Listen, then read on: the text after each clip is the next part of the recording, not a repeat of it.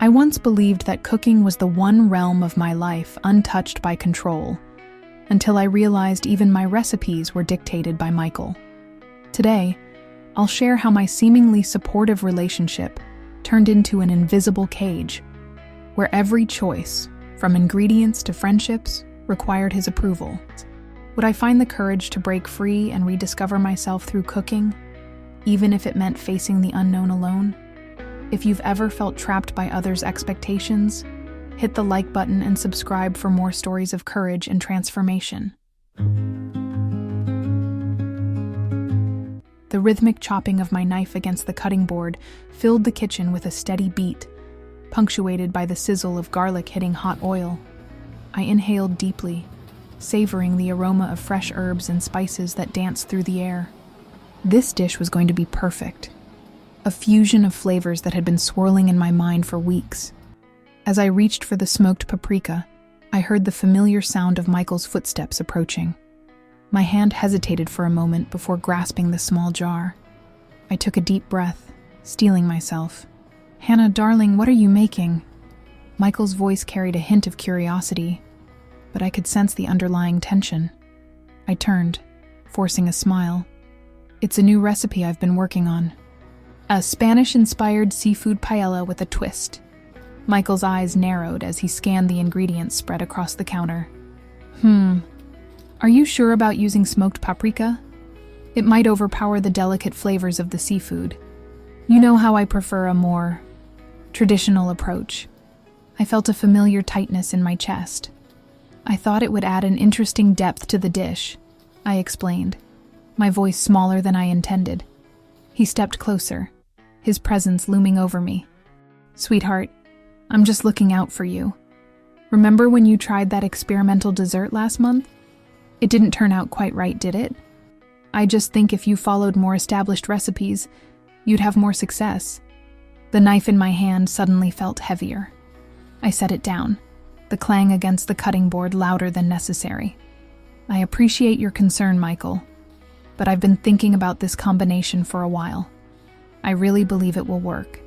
Michael's hand found its way to my shoulder, a touch that once brought comfort, but now felt like a weight. "I understand you want to be creative, Hannah, but sometimes it's better to stick with what works. Why don't you use that recipe book I bought you last Christmas? The one by that famous chef I introduced you to at the charity gala?" I bit my lip, fighting the urge to argue. The silence stretched between us, broken only by the gentle bubbling of the stock on the stove. The fragrant steam rising from the pot seemed to carry with it my fading confidence. "Oh, before I forget," Michael said, his tone shifting to casual indifference. "A letter came for you in the mail today." My head snapped up, curiosity piqued. "A letter? From whom?" He shrugged, turning away to examine a bottle of wine on the counter. "I'm not sure. Probably just some promotional material or bill. Nothing important, I'm sure." I left it in my study. Something in his voice made me pause. "Can I see it?" I asked, trying to keep my tone light. Michael waved his hand dismissively. "No need to bother with it now. You should focus on your cooking. We wouldn't want another mishap, would we?" His words hung in the air, a subtle reminder of past failures, real or perceived. I turned back to the stove, stirring the simmering ingredients with more force than necessary. The wooden spoon scraped against the bottom of the pan, a harsh sound that matched the frustration building inside me. As I continued cooking, I could feel Michael's eyes on me, watching every move, every decision. The kitchen, once my sanctuary, now felt confining. The aromas that had excited me earlier now seemed to mock my wavering creativity. Yet beneath the doubt and the pressure, a small spark of defiance flickered. What was in that letter? And why was Michael so quick to dismiss it? As I added the rice to the pan, watching the grains soak up the flavorful stock, I couldn't shake the feeling that something important was slipping through my fingers. And it wasn't just my culinary dreams. As I stirred the paella, the rhythmic motion lulled me into a reverie.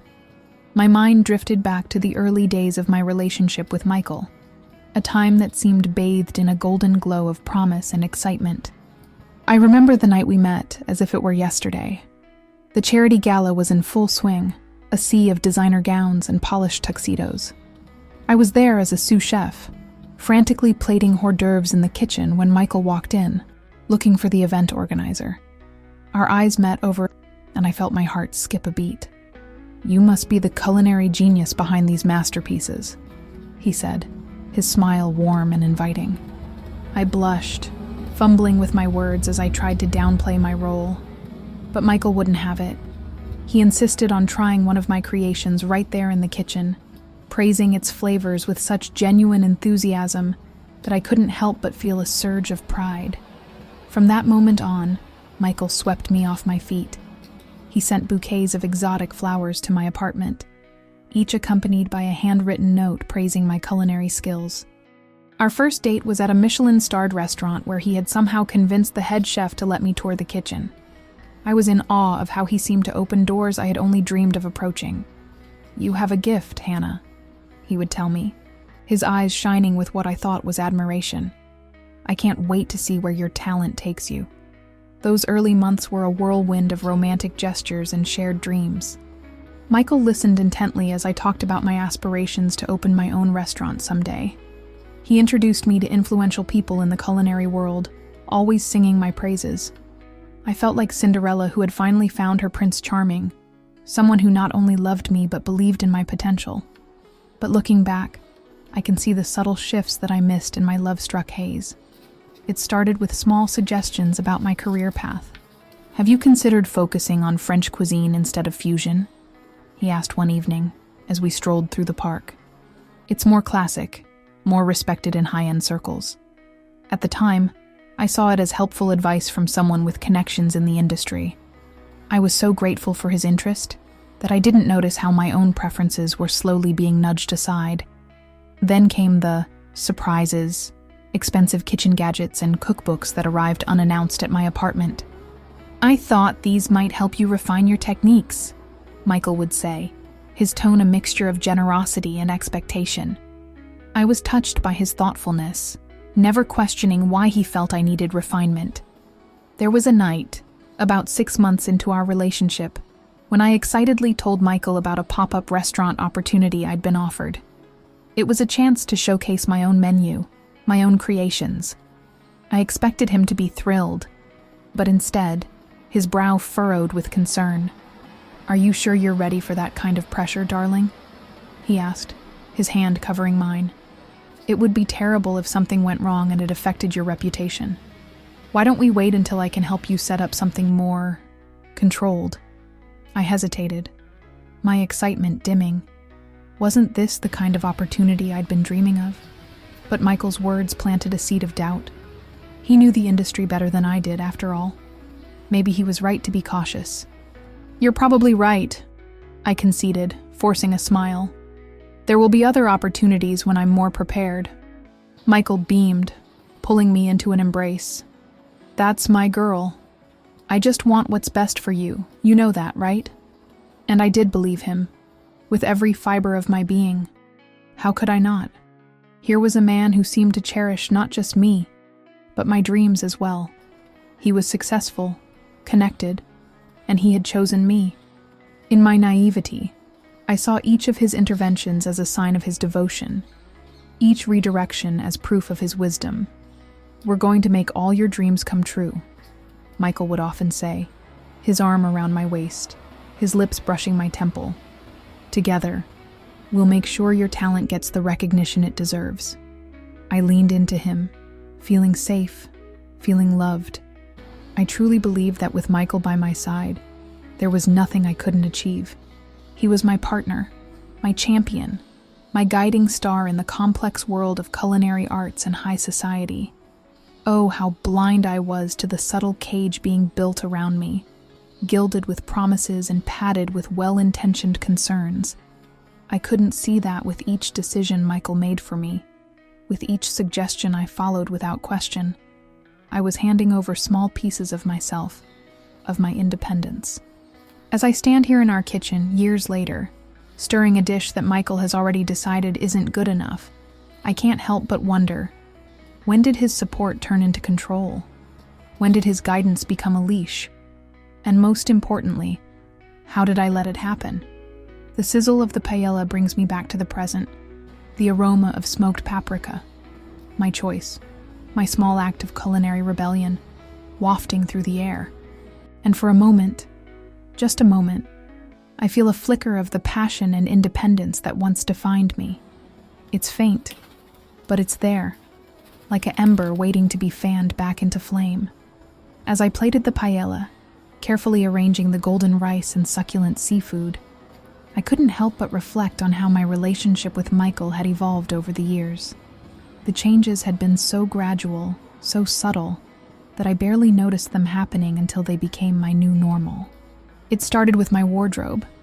I remember the first time Michael suggested I change my outfit before we went out to dinner with his colleagues. "Darling, don't you think that dress is a bit casual for Le Bernardin?" he asked, his tone gentle but firm. "I have that lovely Chanel dress I bought you last month. It would be perfect for tonight." I hesitated, looking down at the dress I had chosen, a personal favorite that made me feel confident and comfortable. But Michael's reasoning made sense. This was an important dinner after all. I wanted to make a good impression. "You're right," I conceded, forcing a smile. "I'll change." That became a pattern. Michael always had an opinion on what I should wear, whether it was for a business dinner, a casual outing, or even just lounging at home. His suggestions were always framed as helpful advice, looking out for my best interests. "Hannah, sweetheart, those jeans are a bit tight, don't you think? You don't want to give the wrong impression at the farmer's market. That blouse is lovely, but it might be distracting in the kitchen. Why don't you wear something more professional?" Each time I found myself nodding, agreeing, changing. I told myself it was because Michael had better fashion sense, that he understood the expectations of the culinary world better than I did. He only wanted me to succeed, to fit in, to be taken seriously. That's what partners do, right? Support each other, guide each other. But it wasn't just my clothes. Gradually, Michael began to have opinions about my friends too. "I don't think Sophia is a good influence on you," he said one day after my best friend from culinary school had visited. "She seems so unfocused, always jumping from one project to another. You need stable, successful people around you if you want to advance in your career." I felt a pang of defensiveness for Sophia, but Michael's words wormed their way into my mind. He had a point, didn't he? Sophia was a bit flighty, always chasing the next big thing, and Michael only wanted what was best for me. So I started seeing Sophia less, making excuses when she called, feeling guilty but convinced it was for the best. The same happened with other friends, colleagues, even some family members. Michael always had a reason why they weren't good for me, for us, for our future. And each time, I rationalized it away. He's protecting me, I thought. He sees things I don't. He knows what it takes to succeed in this world.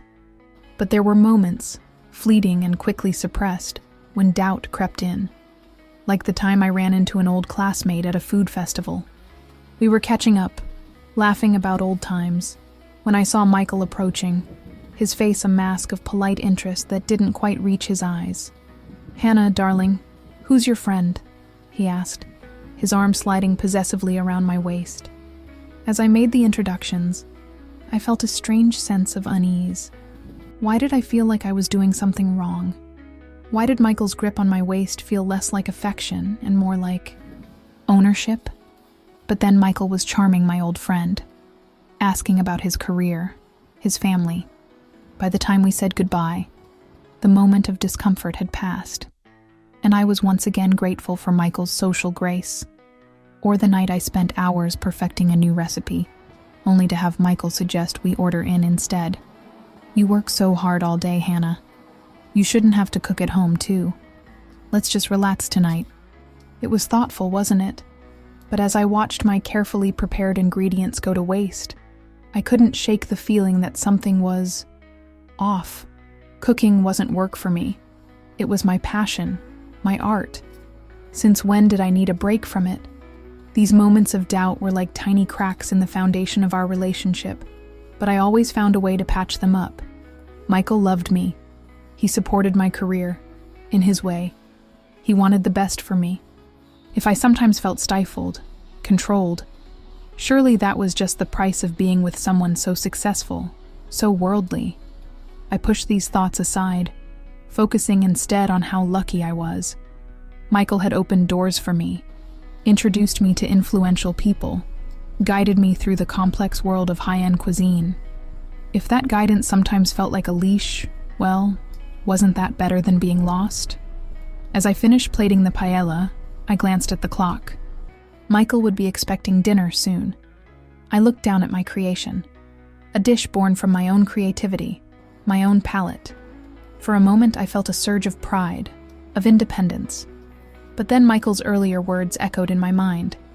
"Are you sure about using smoked paprika?" I hesitated, then reached for the spice rack. Maybe just a sprinkle of his preferred spice wouldn't hurt, just to balance it out, just to make sure it was perfect. After all, Michael knew best. Didn't he? The aroma of the paella filled the kitchen as I set the table, my mind still swirling with conflicting thoughts. Just as I was about to call Michael for dinner, I remembered the letter he had mentioned earlier. Curiosity gnawed at me, and before I could second-guess myself, I found myself walking towards his study. The envelope was there on his desk, my name written in elegant script. With trembling fingers, I opened it, my eyes widening as I read the contents. It was an invitation to participate in the prestigious Global Fusion Chef Challenge, a competition I had dreamed about for years but never thought I'd have a chance to enter. My heart raced with excitement, but it was quickly tempered by a familiar voice of doubt. What would Michael think? As if summoned by my thoughts, I heard his footsteps approaching. "Hannah? What are you doing in here?" Michael's voice was sharp, his eyes narrowing as he saw the letter in my hands. I took a deep breath. "Michael, did you see this? I've been invited to compete in the Global Fusion Chef Challenge." His expression softened, but there was something in his eyes I couldn't quite read. "Oh, darling, that's interesting. But surely you don't think you're ready for something like that?" His words hit me like a bucket of cold water. "What do you mean?" "This is an amazing opportunity." Michael sighed, placing his hands on my shoulders. "Hannah, sweetheart, these competitions are cutthroat. The stress, the pressure. It could ruin your reputation if things don't go well. I just don't think you're prepared for that level of scrutiny." I felt my excitement deflating, replaced by a familiar sense of inadequacy. But something else was bubbling up too. A spark of defiance I thought had long been extinguished. "But Michael, this is what I've been working towards. Don't you think I should at least try?" He shook his head, his grip on my shoulders tightening slightly. "I know what's best for you, Hannah. Trust me, you're not ready. Maybe in a few years, when I've had more time to guide your career." As he spoke, a war raged inside me. Part of me wanted to acquiesce, to trust in Michael's judgment as I had so many times before. He had always steered me right, hadn't he? Protected me from failure, from embarrassment. But another part of me, a part that had been silenced for too long, was screaming to be heard. This was my dream, my passion. How could I let it slip away without even trying? I need to think about it," I said, my voice barely above a whisper. Michael's face darkened for a moment before he plastered on a smile. "Of course, darling. But let's not let this ruin our evening. Didn't you make paella? Let's go enjoy it." As we ate dinner, the conversation flowing as it always did, my mind was elsewhere. The letter burned in my pocket, a tangible reminder of the choice before me. For the first time in years, I found myself questioning everything: my relationship, my career, my very sense of self. That night, as Michael slept peacefully beside me, I made a decision. I couldn't let this opportunity pass me by. With shaking hands, I reached for my phone and composed a message to Sophia, my old friend from culinary school whom Michael had deemed a bad influence. "Sophia, I need your help. Can we meet tomorrow? It's important." The response came almost immediately. "Of course, Hannah. I'm always here for you. Name the time and place. As I set my phone down, a mix of excitement and fear coursed through me. I was taking the first step on a path I couldn't see the end of, but I knew one thing for certain. I couldn't keep living in the shadow of Michael's expectations. The next day, I met Sophia at a small cafe across town, far from any of Michael's usual haunts. As soon as I saw her, the years of distance melted away. We hugged, and I felt a weight lift from my shoulders. "Hannah, what's going on? You look different," Sophia said, concern etched on her face. I took a deep breath and told her everything, about the competition, Michael's reaction, and my growing doubts about our relationship. Sophia listened without judgment, her eyes widening as I poured out years of pent-up feelings. "Oh, Hannah," she said when I finished, reaching across the table to squeeze my hand.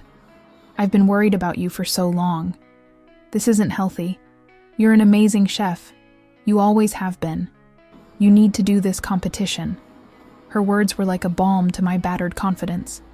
"But how? Michael will never approve. He'll try to stop me." Sophia's eyes glinted with determination. "Then we don't let him know. I'll help you prepare. We can practice at my place. Work on your application in secret. You've got this, Hannah. It's time to show the world what you can do." As we began to plan, I felt a surge of energy I hadn't experienced in years. It was terrifying and exhilarating all at once. I knew the road ahead would be difficult, hiding this from Michael, facing my own self-doubt, potentially upending my entire life. But for the first time in a long time, I felt truly alive. This competition wasn't just about cooking anymore. It was about reclaiming my identity, my passion, my freedom. As Sophia and I pored over potential recipes, discussing flavor combinations and presentation ideas, I realized that this was more than just a culinary challenge. It was the first step towards breaking free from the gilded cage I had allowed to be built around me. And no matter what happened in the competition, I knew that simply by choosing to enter, I was already on the path to victory, not just as a chef, but as a woman rediscovering her own strength. The weeks leading up to the competition application deadline were a whirlwind of secret preparations and mounting tension. Every stolen moment with Sophia, every late-night recipe test, every hushed phone call filled me with equal parts exhilaration and guilt. I was living a double life, and the weight of it was becoming unbearable. It all came to a head on a rainy Tuesday evening. I had just returned from another clandestine meeting with Sophia, my mind buzzing with ideas for my competition entry. As I stepped into our apartment, shaking raindrops from my coat, I found Michael waiting for me in the living room, his face a mask of barely contained anger. "Where have you been, Hannah?" he asked, his voice dangerously calm.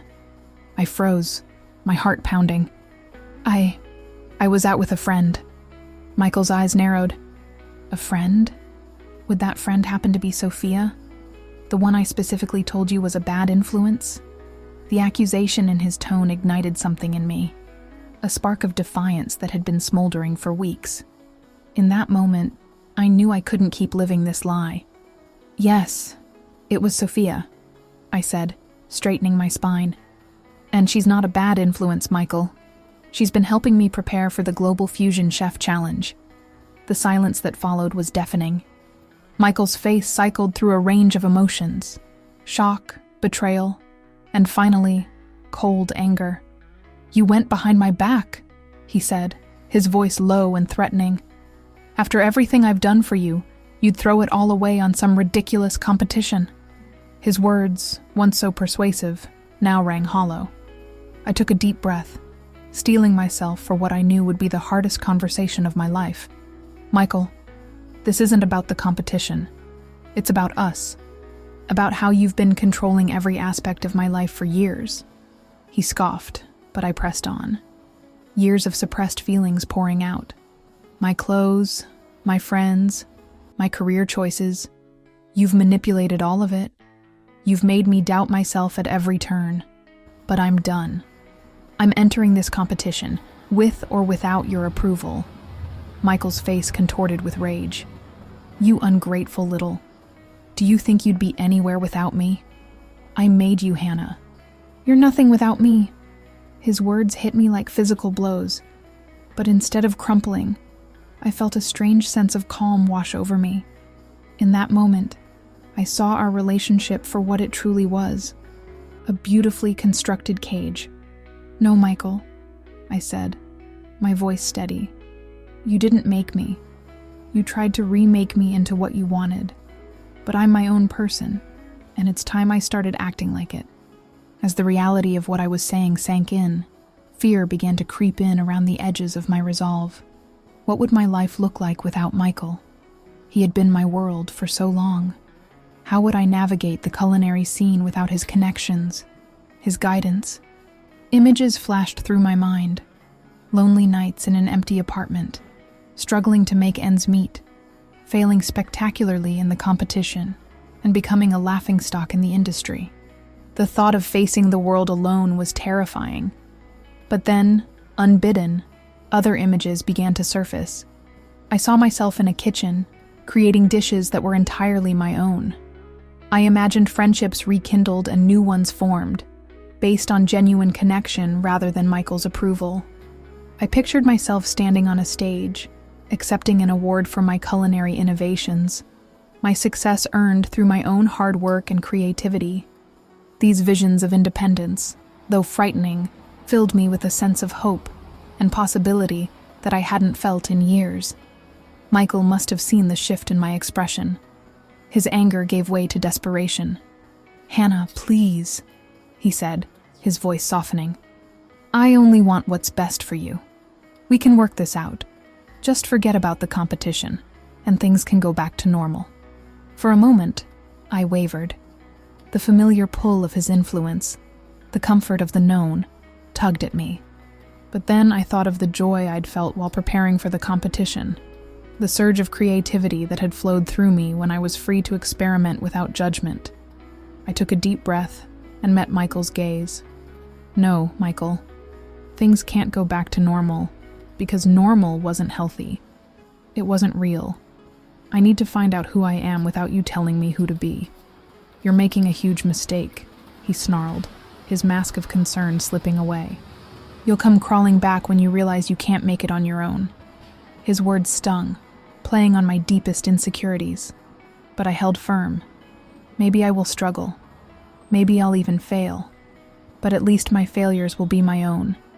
And my successes, when they come, will be all the sweeter for it. With shaking hands, I began to gather my essential belongings. Michael alternated between pleading and threatening, but I tuned him out, focusing on the task at hand. As I packed, I felt as though I was shedding layers of myself. The meek, compliant Hannah that Michael had cultivated was being left behind. When I finally walked out the door, bag in hand, I felt a curious mixture of terror and elation. The future stretched before me, vast and unknown, but for the first time in years, it was truly mine to shape. As I hailed a taxi in the rain-slicked street, I pulled out my phone and dialed Sophia's number. "It's done," I said when she answered. I left him. Her voice was warm with pride and support. "I'm so proud of you, Hannah. Where are you going to go?" I paused, realizing I hadn't thought that far ahead. Then, with a small smile, I said, "To the kitchen, Sophia. I've got a competition to win." As the taxi pulled away from the curb, taking me towards an uncertain but exhilarating future, I felt a weight lift from my shoulders. The road ahead would be challenging, but I was finally free to walk it on my own terms. My journey as a chef, and as an independent woman, was just beginning. The days following my departure from Michael's apartment were a blur of emotions and new experiences. Sophia, true to her word, offered me her spare room as a temporary haven. As I unpacked the few belongings I'd brought with me, each item seemed to carry the weight of my past life, but also the promise of a new beginning. My first night alone was the hardest. The silence was deafening, no longer filled with Michael's constant commentary or the hum of his approval or disapproval. I tossed and turned, plagued by doubts and fears. What if I had made a terrible mistake? What if I really couldn't make it on my own? But as the sun rose, casting a warm glow through the unfamiliar curtains, I felt a renewed sense of purpose. I had a competition to prepare for, and for the first time in years, I was free to approach it on my own terms. The kitchen became my sanctuary once again. Sophia's small but well-equipped cooking space became the canvas for my culinary creations. I threw myself into recipe development, letting my creativity flow unhindered by Michael's preferences or criticisms. There were moments of frustration, of course. Dishes that didn't quite work, flavors that clashed instead of complementing. But each failure was mine to own, to learn from, and to overcome. As the days passed, I faced a myriad of practical challenges. I needed to find a job to support myself, as my savings were limited. The culinary world, I quickly discovered, was not as welcoming without Michael's connections. I faced rejection after rejection, each one a blow to my fragile self-esteem. But I persevered, eventually landing a position as a line cook in a small but respected restaurant. The hours were long and the work was hard, but every shift felt like a victory, a step towards independence. Emotionally, I was on a roller coaster. There were days when I missed Michael desperately, my finger hovering over his number in my phone. The familiar urge to seek his approval, to let him make decisions for me, was hard to shake. But there were also moments of pure joy. The first time I created a dish entirely of my own invention, or when I reconnected with old friends Michael had deemed unsuitable. One particularly challenging day, as I struggled with a complex technique for my competition dish, I found myself on the verge of tears. The old voice in my head, Michael's voice, whispered that I wasn't good enough, that I should give up. But then I caught sight of my reflection in the kitchen window. The woman staring back at me wasn't the meek, uncertain person I had been with Michael. Her eyes were bright with determination, her cheeks flushed with effort and passion. In that moment, I realized how far I had come. "You've got this, Hannah," I whispered to my reflection. And for the first time in years, I truly believed it. As the competition drew nearer, I found myself growing stronger, both as a chef and as a person. I rediscovered old passions Michael had discouraged. My love for bold, fusion flavors, my interest in sustainable cooking practices. I even started a small herb garden on Sophia's balcony, the act of nurturing these plants becoming a metaphor for my own growth. There were setbacks, of course. The day I ran into one of Michael's friends at the farmer's market, I nearly had a panic attack. The condescending look in her eyes, the thinly veiled comments about how I was managing on my own, it all brought my insecurities rushing back. But instead of crumbling, I stood tall, proudly discussing my competition entry and my new job.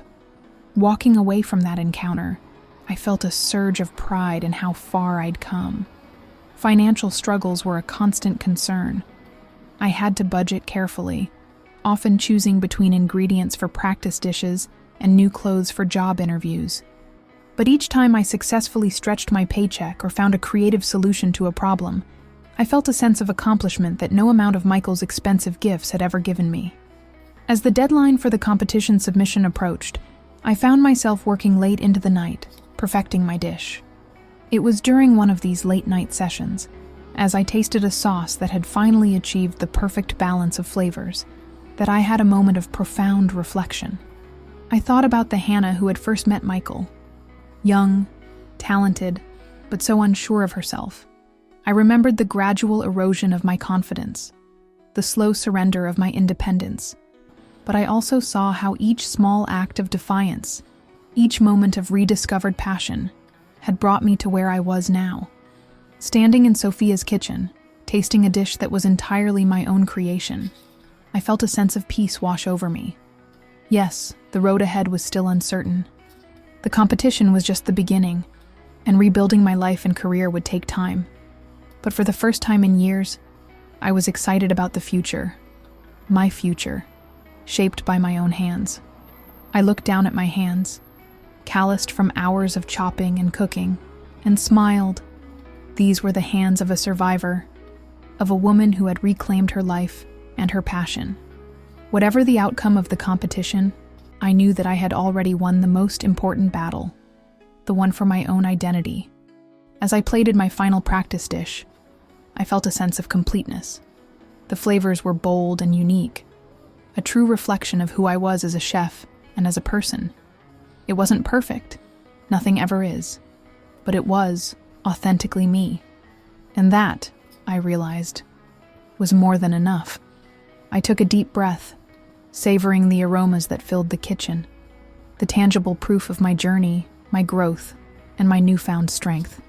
Tomorrow, I would submit my entry to the Global Fusion Chef Challenge, but tonight I celebrated a different kind of victory, the triumph of rediscovering myself, one ingredient at a time. As I stand here today, looking back on my journey, I can't help but feel a mix of emotions: pride, gratitude, and a deep sense of peace. The path that led me here wasn't easy, but it was undoubtedly worth every step. I've learned that recognizing your own worth is perhaps the most crucial ingredient in any recipe for happiness. For years, I allowed someone else to define my value, to limit my potential. But the moment I started to see myself through my own eyes rather than Michael's, everything changed. One of the most important lessons I've learned is the power of support. Sophia, my rediscovered friends, even the colleagues at my new job, they all played a crucial role in my journey. Their belief in me helped rekindle the flame of self-confidence that Michael had nearly extinguished. If you're out there feeling alone, please know that there are people ready to support you. Sometimes, you just need to be brave enough to reach out. I wonder how many of you watching this have experienced something similar in your own lives. Perhaps it wasn't a romantic relationship, but a friendship, a family dynamic, or even a work situation. Control and manipulation can take many forms, and they're often so subtle that we don't recognize them until we're in too deep. Take a moment to reflect on your own relationships. Are there people in your life who consistently make you doubt yourself? Who criticize your dreams? Or try to shape you into someone you're not? Recognizing these patterns is the first step towards breaking free from them. I'd love to hear from you. Have you ever found yourself in a situation where you felt your identity slipping away? How did you find the strength to reclaim it? Your stories of resilience and triumph could be the beacon of hope that someone else needs right now. If my story has resonated with you in any way, please don't keep it to yourself. Like a good meal, stories of hope and transformation are meant to be shared. Hit that like button, share this video with someone who might need to hear it, and don't forget to subscribe for more stories of courage and self-discovery. And speaking of more stories, I'm excited to tell you that next week, we'll be featuring Sarah's incredible journey of overcoming workplace harassment and founding her own successful tech startup. It's a tale of resilience that you won't want to miss, so make sure you're subscribed and have those notifications turned on. Before I go, I want to leave you with this thought. No matter how dark things might seem, there is always hope. Your story isn't over, and you have the power to change its direction. Whether you're taking small steps or giant leaps, every move towards self-love and independence is a victory worth celebrating. Remember, you are the head chef of your own life. You get to choose the ingredients, set the temperature, and decide when the dish is ready. Trust your instincts, surround yourself with people who nourish your soul, and never be afraid to add your own unique flavor to the world. As for me, well, the results of the Global Fusion Chef Challenge are still pending, but in many ways, I already feel like a winner. I'm cooking with passion again, rediscovering my creativity, and most importantly, I'm finally the author of my own story. Thank you for being a part of my journey. Here's to many more chapters of growth, self-discovery, and delicious adventures. Until next time, keep stirring the pot of life. You never know what amazing flavors you might create.